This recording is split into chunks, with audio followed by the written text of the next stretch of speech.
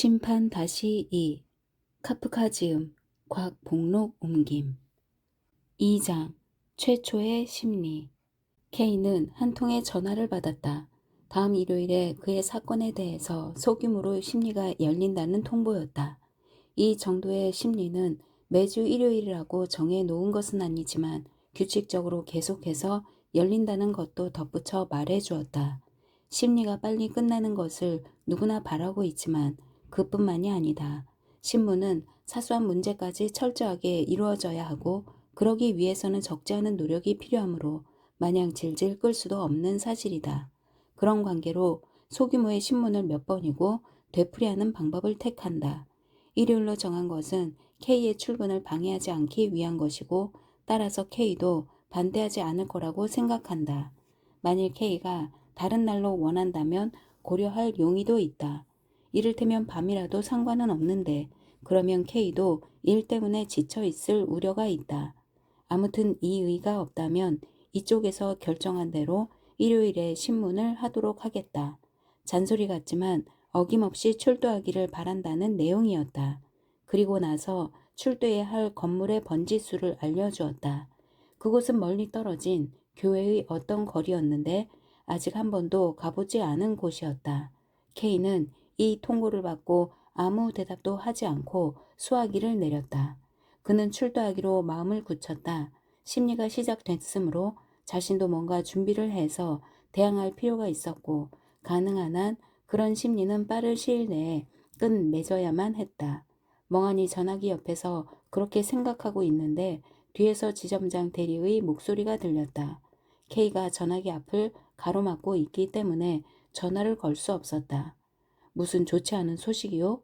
대리가 가볍게 물었다. 그는 무엇을 알아보려는 것이 아니라 단순히 K를 전화기에서 물러나게 하기 위해서였다. 아니요, 그런 것은 아닙니다. K는 이렇게 말하면서 자리를 비켜주었다. 그러나 그는 그 자리에서 떠나지 않았다. 대리는 수화기를 집어들고 상대방이 나오기를 기다리면서 말했다. 저 K군, 일요일 아침에 내 요트에서 파티가 열리는데 참석하지 않겠소? 꽤 많은 사람들이 모이고 또 당신 친구인 하스테라 검사도 참석하기로 되어 있소. 웬만하면 꼭 와 주었으면 좋겠는데. K는 대리가 하는 말을 긴장하며 듣고 있었다. 대리와는 평소 사이가 좋지 않았으므로 이 초대는 상대편이 한풀 꺾였다는 것을 의미했다. 동시에 K가 은행에서 중요시되고 K의 뛰어난 인품이나 아니면 적어도 성실한 근무 태도가 은행의 제2인자인 대리에게 인정받았음을 의미하는 것이기도 했다. 그러므로 소홀히 받아들일 수는 없는 말이었다. 수화기를 손에 든 채 전화가 연결될 때까지의 짧은 시간을 이용해 전해진 말이지만 어쨌든 그것은 지점장 대리의 이를테면 굴복을 나타낸 행동임에는 틀림없었다. 그러나 K는 이 굴복감에 더해 또 다른 굴복감을 그에게 안겨 주어야 할 처지에 놓여 있었다. 모처럼 고마운 말씀이신데 저는 일요일에는 선약이 있어서. 그렇다면 할 수 없군요. 그때 마침 전화가 연결되어 대리는 상대와 대화를 시작했다. 그의 통화는 꽤 오랫동안 계속되었는데 K는 어쩐지 그 자리에서 떠나는 것이 미안하게 생각되어 우두커니 그곳에 서 있었다. 그러다가 수화기를 내려놓은 소리에 정신이 들어 무의미하게 서 있었던 것에 대한 변명이라도 하듯이 다음과 같이 말했다. 조금 전 전화가 왔었을 때 장소는 알았는데 시간을 묻는 것을 잊었습니다. 그렇다면 다시 걸면 되지 않소? 다시 전화를 걸 것까지는 없습니다. 하고 어색하기 짝이 없는 변명을 했다. 대리는 K와 나란히 걸으면서 여러 가지 이야기를 그에게 했으나 K는 그저 들을 척만 할 뿐 머릿속으로는 재판소의 일이 보통 때는 9시에 시작되므로 일요일도 오전 9시까지만 출두하면 되겠지라는 생각만 하고 있었다. 일요일은 몹시 흐리고 음산한 날씨였다.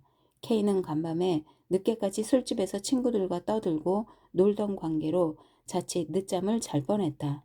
그는 일주일 동안 곰곰이 생각하고 궁리했던 여러 가지 계획을 간추릴 여유조차 없이 허겁지겁 옷을 주워 입고는 아침 식사도 하지 않은 채 지정된 교회의 그 장소를 향해 달려갔다. 주위를 살펴볼 여유라고는 거의 없었으나 이 사건에 관계 있는 세 사람의 은행원인 라벤슈타이나 쿨리히 카미나를 뜻하지 않은 데서 만났다. 처음 두 사람은 전차를 타고 K의 눈앞을 지나갔고 카미나는 어떤 찻집의 난간에 있다가 K가 지나가는 것을 보고 의아한 얼굴로 난간 밖으로 몸을 내밀었다. 세 사람 모두 급히 길을 걷고 있는 자신들의 상관을 보고 놀랐으며 K의 모습이 사라질 때까지 꽤 오랫동안 그 뒷모습을 바라보고 있었다. K가 마차를 타지 않은 것은 일종의 고집 때문이었다. 이 사건에 남의 도움을 청하기가 싫었다. 그런 일로 해서 남들에게 자신의 처한 상황이 새어나갈까 염려도 되었다. 게다가 놀랄 정도로 시간을 엄수함으로써 심리위원회의 비굴함을 나타낼 생각도 전혀 없었다. 그러나 그의 발은 달리고 있었다. 결코 시간을 지정받은 것은 아니었지만 어떻든 9시까지는 도착하고 싶었다. K로서는 확실히 심리회가 열리는 건물을 상상하긴 어려웠지만 왠지 무슨 특징이 있거나 아니면 건물 입구의 사람들의 모습으로 멀리서도 알아볼 수 있을 거란 예감이 들었다. 하지만 K가 목적지인 율리우스 거리에 이르러 그 입구에서 잠시 걸음을 멈추고 쳐다보니 양쪽으로 거의 비슷한 건물들이 줄을 지어 서 있었을 뿐이었다. 그것은 높은 회색의 아파트였다. 마침 일요일 아침이므로 창마다 사람들의 모습이 보였다. 팔을 걷어 올리고 창가에 기대서서 담배를 피우고 있거나 어린애를 창가에 데리고 와서 달래는 사람도 있었다. 어떤 창문은 침구로 가려져 있고 그 침구 위로 부시시한 여자의 머리가 때때로 보였다. 거리를 사이에 둔 건너편에서 사람들은 큰 소리로 떠들고 있었는데 그 소리가 잠시 후에는 K의 머리 위에서 커다란 폭소로 변했다. 길게 뻗은 거리에는 두서너 계단 낮은 위치에서 일정한 간격을 두고 여러 가지 일용품을 파는 구멍가게가 있었고 여자들이 들락거리며 계단 근처에서 수다를 떨고 있었다.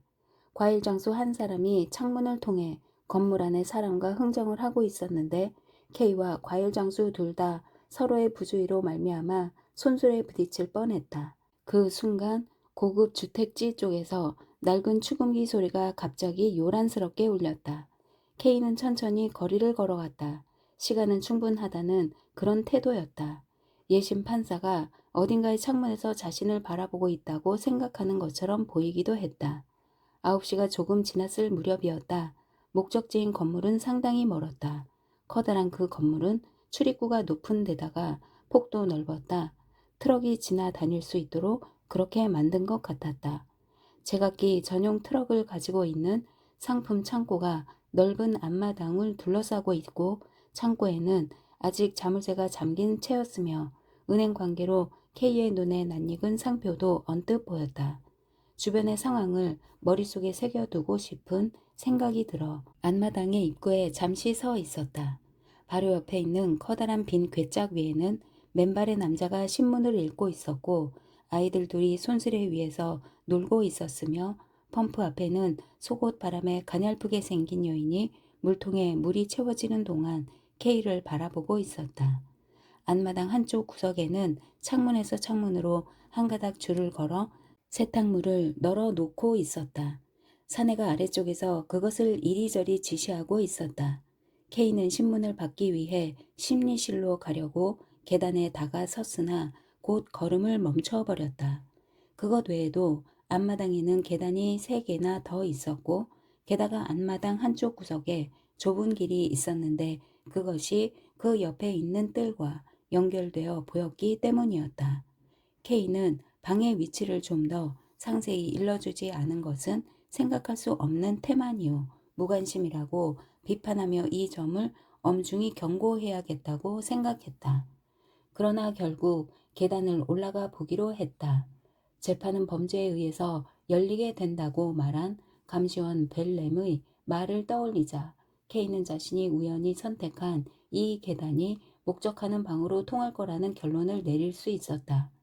K가 계단을 올라가자 그곳에서 놀고 있던 아이들에게 방해가 되었고 그들을 해치고 올라가는 K를 아이들은 불쾌한 시선으로 노려보았다. 이 다음에 또 올 때에는 아이들의 마음을 살 수 있는 과자를 들고 오거나 아니면 때릴 지팡이라도 들고 와야겠다 하고 그는 속으로 생각했다. 이제 한 걸음이면 2층에 올라서기 직전. K는 아이들이 공을 다 던질 때까지 기다리고 서 있어야만 했다. 어른 거지처럼 몹시 추악한 꼴을 하고 있는 아이 둘이 어느 틈에 그의 바짓가랑이를 붙들고 달려들었는데 한 대씩 때려서 쫓아버리고도 싶었으나 그러다가 상처라도 생겨 큰 소리로 우는 꼴을 누가 보면 어쩌나 하는 걱정이 생겨 그만두었다. 2층으로 올라와서 그는 본격적으로 방을 찾기 시작했다. 사람들에게 심리위원회는 하고 물을 수도 없었으므로 K는 목수란츠라는 사람을 생각해냈다. 프라우 구르바하 부인의 조카인 대위의 이름을 상기했던 것이다. 그는 란츠라는 사람 없습니까? 하고 방마다 돌아다니면서 방 안을 살펴보기로 생각했다. 그러나 방문들은 대개 열려진 채로 있었고 아이들이 들락거리고 있었으므로 굳이 이런 방법을 쓸 필요는 없었다. 어느 방이나 창문이라고는 하나씩밖에 없는 몹시 작은 것이었는데 거기에 부엌이 딸려 있었다. 여인들은 대개 한 팔에 어린애를 안고서 다른 손으로 부엌 일을 하고 있으며 어린 소녀 하나가 몸에 앞치마만 걸친 듯한 모습으로 분주한 듯 일하고 있었다. 어느 방의 침대도 정리되지 않은 채였다. 병자가 있거나 아직 잠자리에 파묻혀 있기도 하고 옷을 입은 채 뒹굴고 있기도 했다. 문이 닫힌 방문 앞에서 K는 노크를 하고 나서 몫을 란츠씨 댁이 여깁니까? 하고 물었다. 그럴 때마다 대개 여자들이 나와서 방 안으로 고개를 돌리고 침대 위에 있는 듯한 어떤 사람에게 되물었다. 몫을 란츠씨라는 분을 찾고 있대요. 뭐? 몫을 란츠라고? 침대 쪽에서 목소리가 들렸다. 그렇습니다. K는 이렇게 말했지만 심리위원회가 이 방이 아님은 분명했기 때문에 더 이상 그곳에 머물러 있을 필요가 없었다. 모두들 K가 란츠를 꼭 찾아야 하는 줄로 생각하고 한참 고개를 갸웃거리면서 생각을 더듬어 보지만 이름만 비슷할 뿐 대부분 엉뚱한 사람들이었다. 옆방에 가서 물어봐 주는 사람도 있었다. 또 그런 이름을 가진 사람이 어디서 새들어 살고 있을지도 모르겠다면서 꽤 떨어진 방까지 안내해 주기도 했다. 이렇게 되자 K가 물을 필요도 없이 여러 층계를 그들에게 끌려다니게 되었다. 처음에는 괜찮다 싶던 이 방법도 나중에는 실증이 났다. K는 6층에 이르자 더 이상 찾지 말아야지 하고 결심하고는 그곳까지 데리고 와 주었던 젊고 친절한 노동자를 돌려보냈다. 그러나 그렇게 두루 찾고도 아무 효과가 없었다는데 화가 난 그는 다시 한번 돌아서서 6층 계단 입구 옆에 있는 방을 마지막으로 노크해 보았다. 좁다란 이 방에서 제일 먼저 눈에 띈 것은 커다란 기둥시계였다. 벌써 10시를 넘어 있었다. 목수일을 하는 란츠씨 댁이 여긴가요? K가 물었다. 예, 어서 오세요. 유난히 빛나는 검은 눈의 여인은 아이들의 옷을 빨고 있던 물에 젖은 손으로 열려있는 옆방의 문을 가리켰다. K는 어떤 지폐가 있음에 틀림없다고 생각했다. 여러 가지 모습의 사람들이 창문이 2개 있는 넓지도 좁지도 않은 방에 가득 차 있는데 들어간 K를 어느 누구도 눈여겨보지 않았다. 방은 벽을 따라 있는 회랑에 둘러싸여 있었는데 이것도 만원 상태였다. 사람들은 몸을 구부리고 겨우 설 수 있었기 때문에 머리와 등이 천장에 부딪히기도 했다. 공기가 너무나 탁해 가슴이 답답했으므로 다시 밖으로 되돌아 나온 K는 아무래도 뭔가 잘못된 것 같아서 다시 그 젊은 여인에게 말을 걸었다. 목수일 하시는 란츠씨 댁이 여기가 틀림없나요? 네. 여인은 대답하고는 들어가세요 라고 덧붙였다. 만약에 여인이 K 곁에까지 와서 문의 손잡이를 잡고 당신이 들어오시면 문을 닫아야 해요. 이제는 더 이상 아무도 들여보낼 수 없어요. 하고 말하지 않았더라면 그는 아마 그녀의 뒤를 따라 들어가지 않았을 것이다. 들어가겠습니다. K가 말했다. 그런데 벌써 초 만원이군요. 그는 방 안으로 들어갔다. 방 안으로 들어가자 두 남자가 이야기를 나누고 있었는데 두 손을 내밀고 돈 계산을 하고 있는 듯한 사내의 얼굴을 또 다른 한 사람의 사내가 날카로운 눈초리로 들여다보고 있는 그 사이를 K가 뚫고 지나가려 할 때 어떤 손이 왈칵 그를 붙잡았다. 그 손의 주인공은 몸집이 작고 볼이 붉은 젊은이였다. 이쪽으로 오세요. 젊은이는 K를 안내했다. 그를 따라가니 이 소란스러운 군중 속에도 좁은 통로가 있었고 그 통로를 사이에 두고 두 개의 패로 나뉘어 있는 것 같았다. 그것은 통로의 좌우 첫 줄에는 K가 서 있는 쪽으로 고개를 돌린 사람이 아무도 없고 제각기 자기 패를 바라보며 몸짓까지 곁들인 열띤 어조로 말하고 있는 것으로 알 수 있었다. 대개는 낡고 기다란 검은 예복을 입고 있었다. 이 복장은 K를 몹시 당황하게 했으나 그 밖의 모습들로 봐서는 정치적인 지역 집회와 그리 다를 바 없었다. K가 안내된 큰 홀의 맞은편 끝은 역시 사람들로 가득 찼고 마룻바닥 높이와 거의 같은 높이의 연단에는 자그마한 탁자가 놓여 있었다. 그 탁자 앞에는 뚱뚱한 사내가 한 사람 버티고 앉아 있었다. 그리고 그의 바로 뒤에는 팔꿈치를 의자의 등받이 위에 놓고 다리를 꼰 채 서 있는 사내가 앉아 있는 뚱뚱부와 무슨 말을 하면서 큰 소리로 껄껄거리며 웃고 있었다. 그들의 행동으로 봐서 아마도 누군가를 조롱하고 있는 듯했다. K를 데리고 온 젊은이는 보고를 하는데 무척 힘들어 했다. 두 번이나 보고를 올렸으나 위에 앉아있는 사내의 귀에까지는 들리지 않는 모양이었다. 사내는 연단에 있던 다른 사람들로부터 주의를 받고 나서야 겨우 몸을 굽혀 귓속말로 보고를 들었다. 그리고는 시계를 꺼내보며 1시간 하고 5분 지각이다 하고 말했다. K는 뭔가 변명하려 했으나 이 말이 끝나기도 전에 홀 오른쪽에서 불만에 술렁거림이 일어나서 대답할 기회를 잃었다. 1시간 하고도 5분 지각이다. 그는 다시 한번 큰 소리로 되풀이하면서 홀 전체를 재빨리 둘러보았다. 그 순간 불만의 소리는 더욱 높아졌다. 그러나 사내가 입을 다물고 더 이상 말이 없자 술렁거림도 점차 가라앉았다. 홀은 처음 K가 들어왔을 때보다는 한결 조용해졌고 회랑에 서 있던 무리만이 제멋대로 투덜거리고 있었다. 그곳은 연단에서 보면 마치 안개처럼 먼지로 가득 차 있고 어둠침침해서 잘 보이진 않았으나 복장이 홀에 있는 사람들과 비교해서 훨씬 나쁜 것 같았다. 그 중에는 쿠션을 가지고 와서 머리와 벽 사이에 대고 머리가 부딪히는 것을 방지하고 있는 사람도 있었다. K는 이야기를 나누는 것보다 우선 관찰하기로 마음먹었다. 그 때문에 부득이한 사정으로 지각했다는 변명도 포기하고 그냥 간단하게 이렇게 말했다. 지각을 했는지 모릅니다만 하여튼 이렇게 왔습니다. 그러자 다시 오른쪽에서 박수 갈채가 일었다. 다루기 쉬운 인간들이군. K는 생각했다. 그러나 자기 바로 뒤 홀의 왼쪽에 있는 사람들 중에는 그다지 박수치는 사람이 없는 것을 보고 무엇인가 이상한 느낌이 들었다. 모든 청중을 일제히 박수치게 할 수 있다면, 아니 일시적이기는 하지만 왼쪽 무리도 박수를 치게 하려면 어떻게 하면 될까 하고 그 방법을 K는 생각했다. 하긴 사내는 입을 열더니 이렇게 말했다. 난 당신을 신문할 의무가 있는 것도 아니지만. 여기서 또 불평의 소리가 일었다. 그러나 사내는 손을 흔들어 제지하고는 이야기를 계속했으므로 이번에는 쉽게 가라앉았다. 오늘은 특별히 신문을 하기로 한다. 2번 다시 늦어선 안 돼. 자, 이리 나와라. 누군가가 연단 아래로 뛰어내렸으므로 빈자리가 생겨 K는 그 자리로 올라가 앉았다. 사람들이 밀려들어 탁자에 자꾸만 몸뚱이를 밀어붙였다. 안간힘을 써서 버티지 않으면 예심 판사의 탁자 그리고 예심 판사까지도 함께 굴러떨어질 지경이었다. 그러나 예심 판사는 여기에는 별로 신경을 쓰지 않는 모양인지 팔걸이 의자에 푹 파묻혀 앉아 등 뒤에 있는 사내와 몇 마디 잡담을 나누더니 자그마한 노트를 끌어당겼다. 책상 위에는 그것 한 권만이 있을 뿐이었다. 그나마 때가 묻어있는 것이 학생들의 노트를 생각하게 했고 낡아 빠져서 금세라도 하나하나 흩어질 것처럼 보였다. 그럼 시작하겠소? 예심 판사는 책장을 넘기고 있다가 K를 바라보며 다짐이라도 받는 듯한 어조로 물었다. 당신은 화가였죠? 아닙니다. K는 대답했다.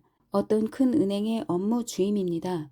이때 오른쪽 패오리 쪽에서 누군가가 갑자기 큰 소리로 웃음을 터뜨렸다. 도저히 참을 수 없다는 듯한 그 웃음소리에 휘말려 K도 따라 웃어버렸다. 모두 두 손을 무릎 위에 얹고 심한 기침을 할 때처럼 온몸을 떨고 있었다. 회랑에서도 두서너 사람이 웃고 있었다. 예심 판사는 몹시 화를 내고 있었으나 홀의 사람들에게는 전혀 불평을 말할 자격이 없는 것처럼 보였다.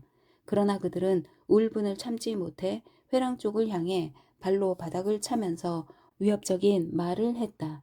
그러자 여태까지 눈에 띄지 않았던 눈썹들이 눈 위에서 곤두서기 시작했다.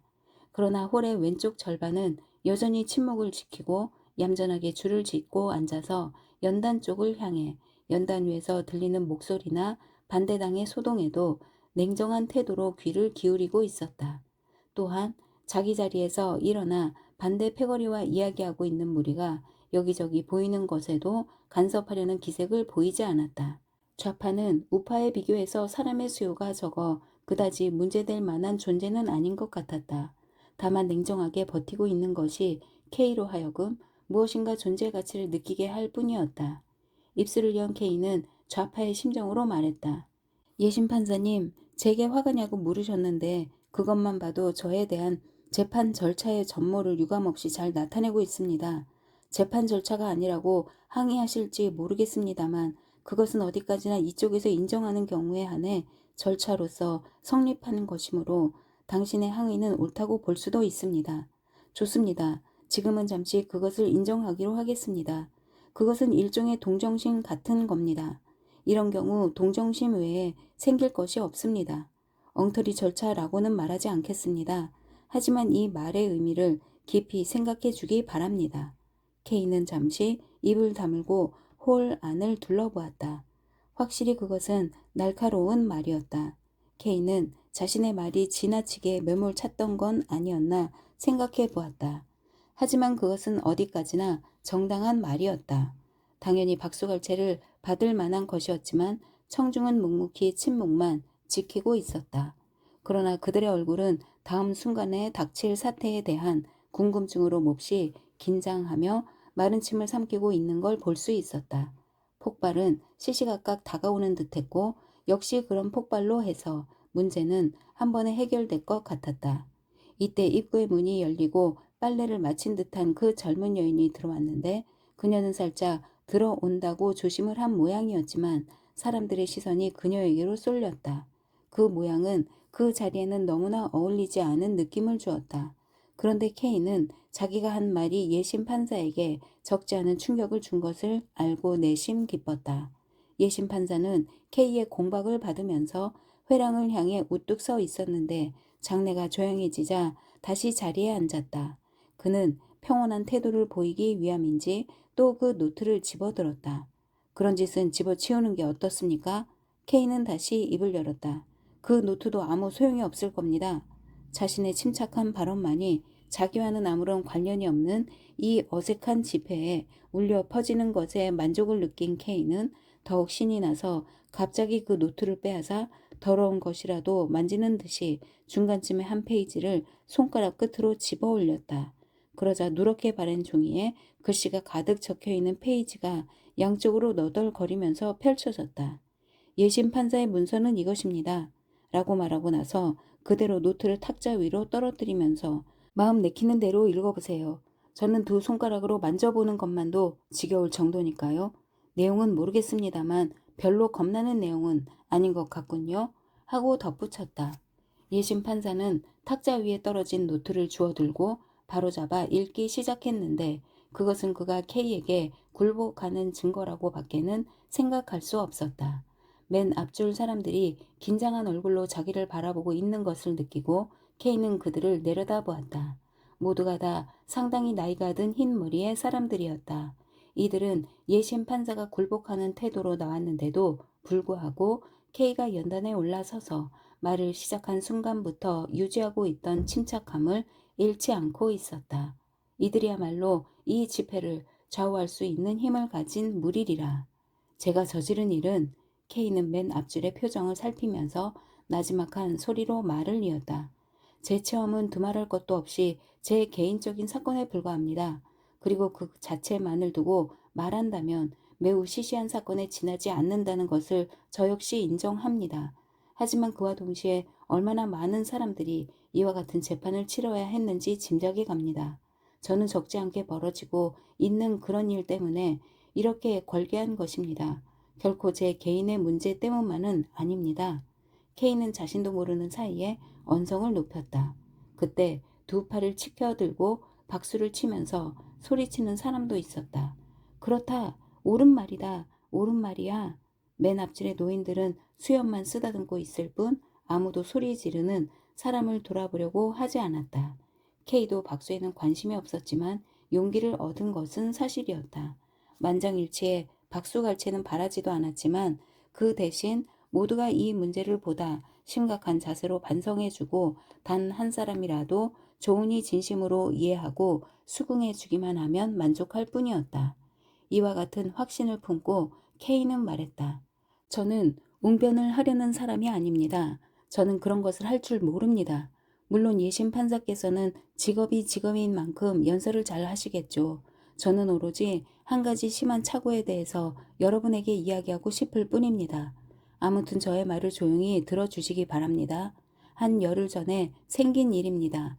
저는 체포되었습니다. 이 체포라는 사실 자체부터 우습기 짝이 없는 일입니다만 지금 이 자리에서 그것을 상세히 이야기할 성질은 못 됩니다. 어쨌든 저는 새벽녘 잠자리에서 습격을 당했습니다. 저와 비슷한 어떤 죄 없는 화가를 체포하라는 명령을 받았다는 것이 조금 전에 예심 판사의 말로 밝혀졌습니다만 어떻게 된 셈인지 바로 제가 범인으로 몰렸습니다. 옆방에는 무례하기 짝이 없는 감시원이 두 사람 버티고 있고 마치 위험한 강도를 다루듯이 저를 다루었습니다. 이들은 난폭하기 비할 데 없는 자들이었는데 시시한 소리를 짓거리는가 하면 감언이설로 저의 속옷을 가로채려고 수작을 걸기도 하고 제 아침 식사를 저희들 멋대로 먹어치워 버리기도 했습니다. 심지어 아침 식사를 사다 주겠다는 이유를 붙여서 저희 돈을 빼앗으려는 수작까지 했습니다. 그뿐만이 아닙니다. 저는 세 번째 방으로 끌려가서 주임 앞에 무릎을 꿇어야 했습니다. 그곳은 제가 존경하는 어떤 여인의 방이었는데 감시원과 주임의 손으로 어지럽혀져 있었습니다. 그렇게 된 것은 모두가 저 때문인데 원래가 전혀 근거 없는 혐의로서 참는 데에 여간 속이 상하는 것이 아니었습니다. 하지만 어떻게든 저 자신을 억제하고 평온한 태도로 이것은 주임이 증명해 줄 것입니다. 주임을 향해 왜 체포하느냐고 물었습니다. 그런데 이 사내가 뭐라고 대답했는지 아십니까?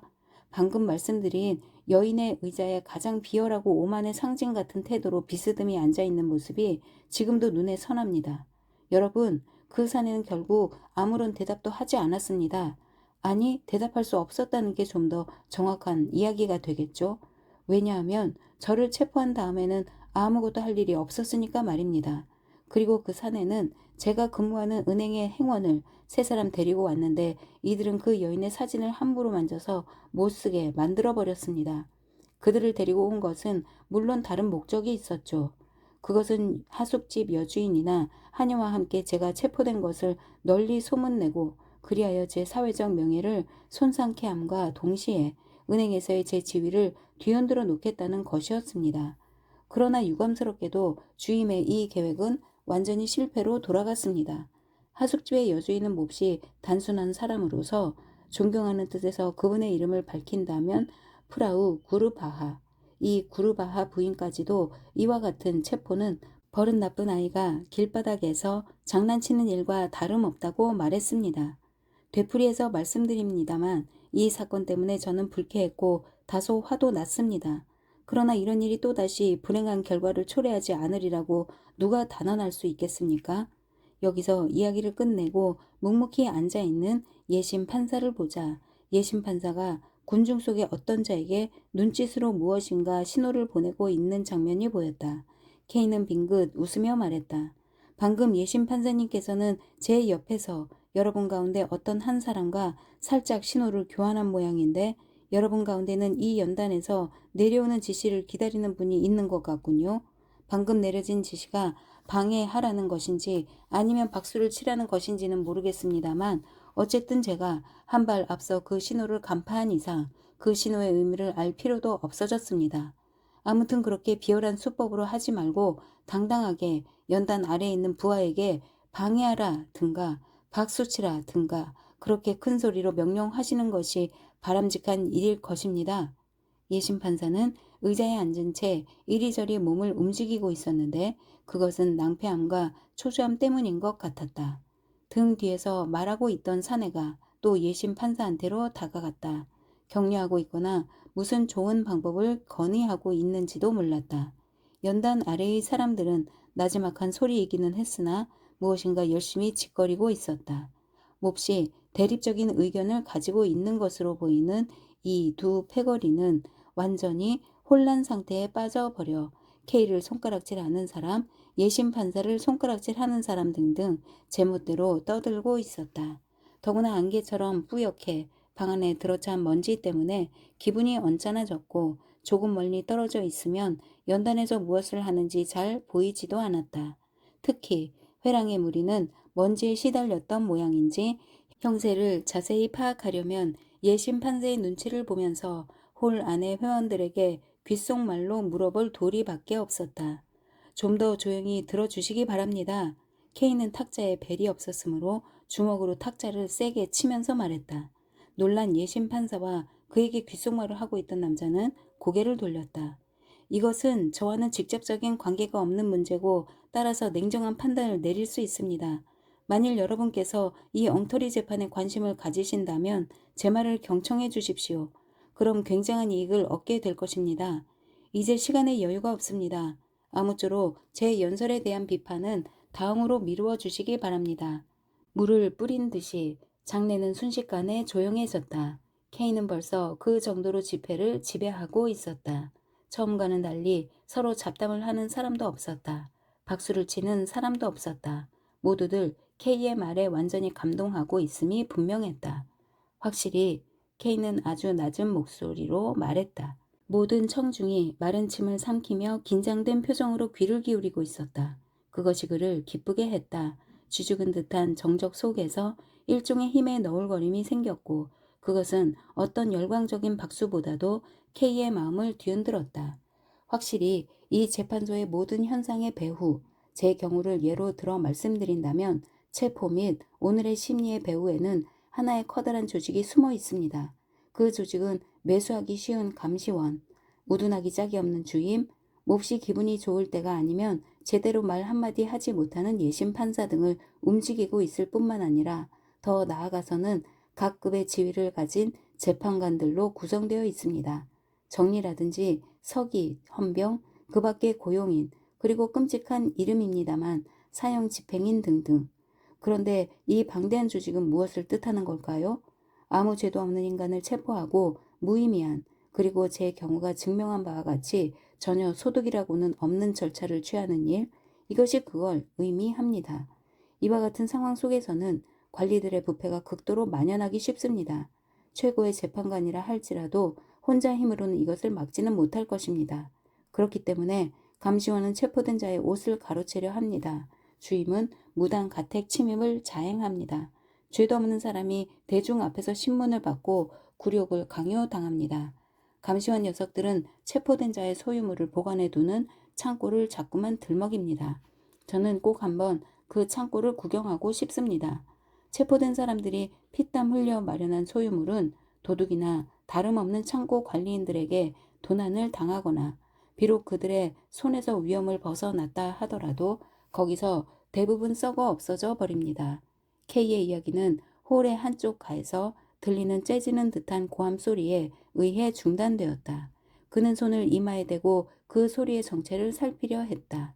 젖빛 햇살이 뽀얀 먼지 연기를 하얗게 반사시켜 눈이 부셨기 때문이었다. 소리의 주인공은 아까 세탁하던 여자 같았는데 처음 여기 왔을 때부터 K의 마음을 이상하게 자극하는 존재였다. 사실 방금 소리를 지른 것이 이 여인이라고 단정 지을 수는 없었다. 한 사내가 현관쪽으로 여인을 데리고 가서 끌어안고 있는 것이 보였다. K는 그 모습을 바라보았다. 소리를 친 사람은 그녀가 아니고 바로 그 남자였는데 그는 바보처럼 입을 벌리고 천장을 쳐다보고 있었다. 두 사람을 둘러싸는 사람들도 생겼다. 회랑의 사람들은 그 근처에 있으면서 K가 만들어 놓은 답답한 분위기를 이런 불의의 사건으로 중단시킨 것이 무척 유쾌한 모양이었다. 장내의 분위기를 깨닫자 K는 빨리 그곳으로 뛰어가서 장내의 질서를 다시 바로잡으려고 생각했다. 적어도 두 사람을 꼭 쫓아내야 한다고 생각했다. 그러나 맨 앞줄은 K의 눈앞에서 뿌리를 박은 듯이 미동도 하지 않았고 K를 지나가게 하지도 않았다. 그렇게 적극적으로 방해를 시도했다. 노인들이 팔을 내밀었다. 등 뒤에서 뒤돌아볼 여유도 없었다. K의 멱살을 거머쥔 좌도 있었다. 이미 그 남녀는 사라지고 K는 자신의 자유가 속박된 것을 알았고 자신이 체포되는 공포를 느꼈다. 그는 더 생각하지 않고 연단에서 뛰어내렸다. 그리고 그는 사람들과 정면으로 대결했다. 그들을 옳게 비판했던가? 연설에 지나친 자신을 가졌던 게 아닐까? 자기가 연설하고 있는 동안 그럴듯한 표정으로 가장하고 있던 그들이 이제 결론에 가까워지자 더 이상 가장하는 것에 실증이 난 걸까? 그를 둘러싼 이 갖가지 모습들, 조그만 검은 동공이 소리도 없이 이리저리 두리번거리고 뺨은 축 처진 술주정꾼의 뺨과 같았다. 기다란 수염은 거칠고 드문드문 났으며 거기에 손을 집어넣으면 손톱으로 긁힌 느낌이 들었다. 그러나 진짜 중요한 것은 수염으로 가려진 웃옷의 깃에 여러 가지 크기와 빛의 휘장이 번쩍이고 있는 것이었다. 모두가 그런 것을 달고 있음에 틀림없다. 좌판이 우판이 하는 것은 겉보기만의 것이고 모두가 한 족속이었다. 그런데 무심코 되돌아본 K의 눈에 예 심판사의 가슴에도 같은 모양을 한 휘장이 보였다. 그는 두 손을 허리에 대고 침착한 모습으로 연단 아래 사람들을 내려다보고 있었다. 알았다. K는 소리쳤다. 그리고는 두 팔을 높이 휘둘렀다. 사태가 분명해졌다는 느낌이 들었기 때문이었다. 그는 다음과 같이 말했다. 당신들은 모두 관리란 말이죠.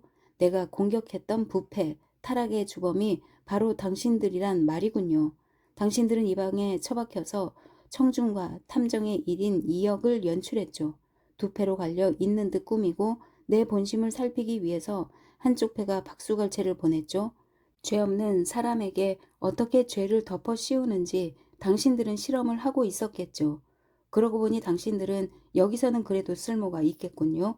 아무 죄도 없는 사람들이 당신들에게 변호를 부탁한 데 대해서 커다란 재미를 느낄 수 있으니 말이죠. 저리가 가까이 오면 가만두지 않겠어? K는 손발을 벌벌 떨면서 옆으로 다가온 노인을 향해 소리쳤다. 솔직히 당신들의 실험은 충분한 성공을 거둔 셈이오. 축하하오.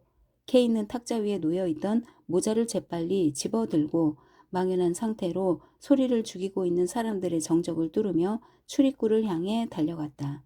그런데 예심 판사는 K보다도 몇 발짝 앞질러 출입구에서 그를 기다리고 있었다. 잠깐 기다리시오. 예심 판사가 말했다. K는 멈칫하며 발걸음을 멈추었으나 손은 이미 손잡이를 붙잡고 있었고 눈은 문을 쳐다보고 있었다. 아직 깨닫지 못하고 있는 것 같아서 일러두겠는데 자네는 오늘 체포된 자가 신문을 받을 때 당연히 누릴 수 있는 이익을 자네 스스로 포기한 것이야. 그러자 K는 문을 향해 조소를 던졌다. 신문 같은 건 내 알 바가 아닙니다. 그는 소리치고 나서 문을 열고 계단을 뛰어 내려갔다. 등 뒤에서는 제정신으로 돌아온 청중들의 술렁거림이 일어났다. 아마도 그들은 연구하는 사람다운 태도로 이 사건을 토론하기 시작했으리라.